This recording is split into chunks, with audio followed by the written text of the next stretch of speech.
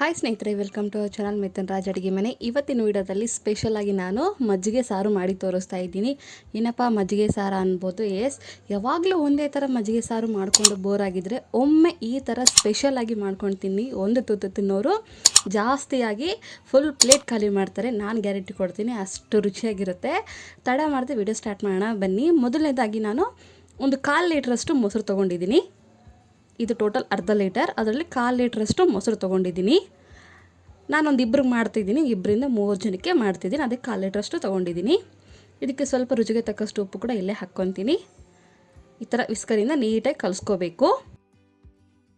ಇವಾಗಲೂ ಒಂದೇ ಥರ ಮಾಡಿ ಬೇಜಾರಾಗಿದ್ದರೆ ಡಿಫ್ರೆಂಟಾಗಿ ಟ್ರೈ ಮಾಡ್ತಾನೆ ಇರಬೇಕಲ್ವ. ಅದಕ್ಕೋಸ್ಕರ ಇವಾಗ ನೀರು ಎಷ್ಟು ಬೇಕೋ ಅಷ್ಟು ನೋಡಿಕೊಂಡು ಹಾಕ್ಕೊತ ಹೋಗಿ ಇನ್ನೊಂದ್ಸರಿ ನೀಟಾಗಿ ಕಲಿಸ್ಕೊತೀನಿ.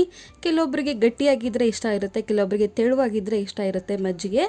ನಿಮಗೆ ಯಾವ ಥರ ಕನ್ಸಿಸ್ಟೆನ್ಸಿ ಬೇಕೋ ನೋಡಿಕೊಂಡು ಮಾಡ್ಕೊಳ್ಳಿ. ನಾನು ಇಷ್ಟ ಆದರೆ ಮಾಡ್ಕೊಂಡಿದ್ದೀನಿ, ತೀರಾ ತೆಳುವಲ್ಲ ತೀರಾ ಗಟ್ಟಿಯಲ್ಲ, ಅಷ್ಟು ಮಾಡ್ಕೊಂಡಿದ್ದೀನಿ.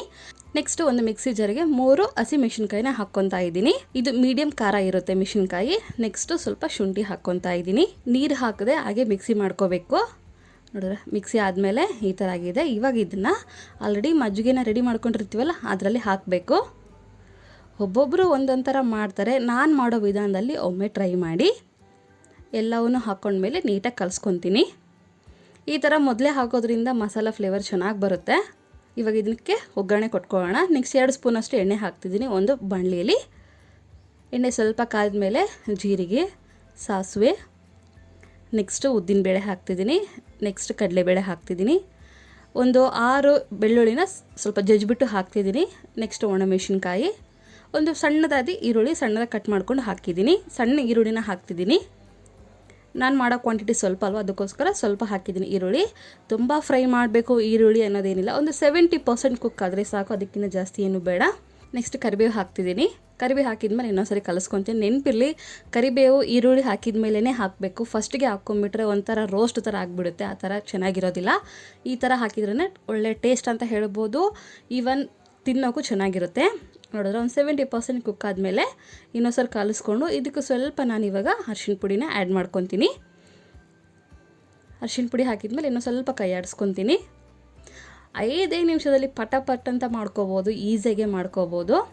ಆಲ್ರೆಡಿ ಮಜ್ಜಿಗೆ ಹುಳಿನ ರೆಡಿ ಮಾಡ್ಕೊಂಡಿರ್ತೀವಲ್ಲ ಅದನ್ನು ಕೂಡ ಹಾಕ್ಕೊತೀನಿ. ನೆನಪಿರಲಿ, ಮಜ್ಜಿಗೆ ಹಾಕಬೇಕಾದ್ರೆ ಲೋ ಫ್ಲೇಮಲ್ಲಿ ಇರಲಿ.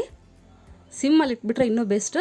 ನೀರು ಕನ್ಸಿಸ್ಟೆನ್ಸಿ ಎಷ್ಟು ಬೇಕಷ್ಟು ನೋಡಿಕೊಂಡು ಹಾಕ್ಕೊಳ್ಳಿ. ನೆಕ್ಸ್ಟ್ ಕೊತ್ತಂಬರಿ ಹಾಕ್ಬಿಟ್ಟು ನಂತರ ಇದನ್ನು ಗ್ಯಾಸ್ ಆಫ್ ಮಾಡಿಬಿಡಿ, ಸಾಕು. ಇಲ್ಲಿ ಲಾಸ್ಟಲ್ಲಿ ಉಪ್ಪು ಆಗಿದೆನಾ ಇಲ್ಲ ಅಂತ ನೋಡಿಕೊಂಡು, ಉಪ್ಪು ಆಗಿಲ್ಲ ಅಂದರೆ ಇನ್ನೊಂದ್ಸರಿ ಹಾಕ್ಕೊಳ್ಳಿ.